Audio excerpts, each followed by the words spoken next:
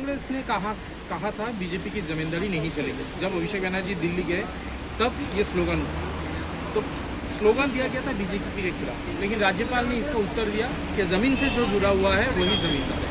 तो बीजेपी तृणमूल कांग्रेस का ये कहना है, पूछ रहे सवाल, बीजेपी से उत्तर दे रहा है राज्यपाल, उसका साफ हो जा रहा है कि राज्यपाल बीजेपी का लोग। कोई अगर सच बात को बोले, कोई अगर अन्याय का विरोध में बोले तो ये बीजेपी का लोग हो जाएगा क्या? राज्यपाल तो हमारे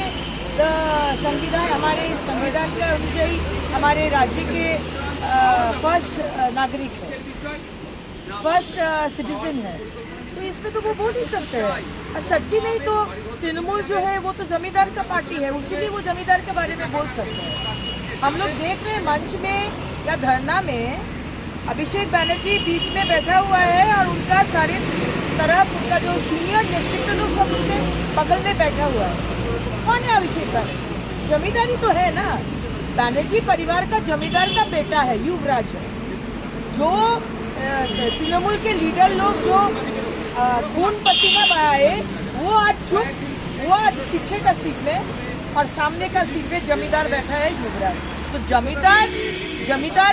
जमींदार का होकर बात कर सकता है। हम लोग तो जमींदार नहीं है, हम लोग रास्ते का लोग है, हम लोग मिट्टी का लोग है, ग्राउंड लेवल का लोग है, उसी का वही बात बोल रहे हैं। दूसरा सवाल ये है, कोलकाता की एक बहुत बड़ी प्रॉब्लम इन दिनों देखा जा रहा है चूहा। बड़े बड़े जो फ्लाईओवर्स हो रहे हैं उसका नीचे का जो ज़मीन है वो चूहा खा ले रहा है। अलग अलग जगह पे इतना चूहा उसको होल कर दे रहा है कि ज़मीन धंस जा रही है, बिल्डिंग गिर जा रहा है, कंस्ट्रक्शन साइट में बहुत बड़ी प्रॉब्लम हो रहा है।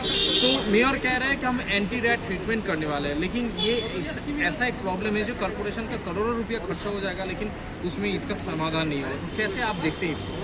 देखिए, चूहा कहाँ से आता है, कब आता है? जब गंदगी फैलता है तभी चूहा आता है, क्योंकि चूहा गंदगी खाता है। अब डेंगू यहाँ हो रहे तो हमारे टीएमसी के मेयर लोग, हमारे बड़ा मंत्री लोग बोल रहे हैं कि मच्छर आ रहे बांग्लादेश से, हम लोग क्या करें?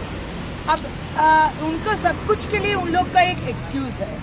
कोई बोल रहे हैं कि हम लोग जो इक्वेटर है या ट्रॉपिक ऑफ कैंसर है उसके ऊपर है, नीचे है, इसलिए डेंगू हो रहा है। तो ये जो जब इच्छा होता है ना तब सब कुछ का हल निकल सकता है। इन लोग का पैसा कमाने का इच्छा है, हमारे नागरिक का साथ रहकर उनका जो दुख दर्द है उसका हल करने का ममता सरकार का इच्छा नहीं है।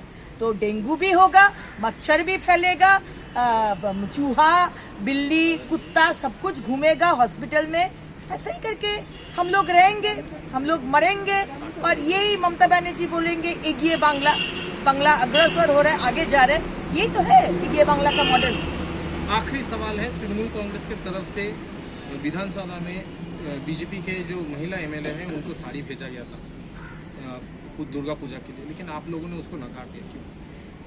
हम लोग को साड़ी नहीं चाहिए ममता बनर्जी से। हमारे कार्यकर्ता को फॉल्स केस देकर अब जेल के अंदर किए हैं, हमारे कार्यकर्ता को मर्डर किया जा रहा है, हमारा बंगाल के महिला लोग के ऊपर अत्याचार हो रहा है। आज भी कामदुनी का जो केस जो राय निकला है वो सजा नहीं मिला है, सिर्फ 2 जन को सजा मिला है। हम लोग को ममता बनर्जी से साड़ी नहीं चाहिए।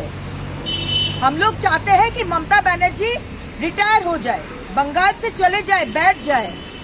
हम लोग को साड़ी नहीं चाहिए, उनका साड़ी हम लोग को नहीं चाहिए, इसलिए हम लोग साथ हमारे विधायिका जिसको साड़ी दिया गया था हम लोग वापस करते हैं, सम्मान के साथ वापस करते हैं। क्या इसको आप बॉयकॉट कर रहे हैं? ऐसी चीज कंप्लीट बॉयकॉट कर रहे हैं हम। हमारा विधानसभा में विरोधी का विधानसभा है, सरकार का विधानसभा नहीं है। यहाँ पर बोलने नहीं दिया जाता है। जब हम लोग बोलते हैं हमारा कैमरा दिखाता है स्पीकर को, हमारा माइक ऑफ कर दिया जाता है। बॉक्टुई, रेप, मोलेस्टेशन, खून, इसमें हम लोग अगर बोलना चाहते हैं हम लोग को बोलने नहीं दिया जाता है। हम लोग को नहीं चाहिए साड़ी, हम लोग को बोलने का अपॉर्चुनिटी चाहिए, क्योंकि हम लोग जनप्रतिनिधि है, हम लोग आम आदमी हम लोग को चुनकर लाए हैं। तो ममता बनर्जी, हम लोग आप हमारा मुंह बंद मत करिए, साड़ी मत दीजिए, कोई प्रॉब्लम नहीं, साड़ी नहीं चाहिए। हम लोग बोलना चाहते हैं विधानसभा के अंदर, इसका आप व्यवस्था कर दीजिए।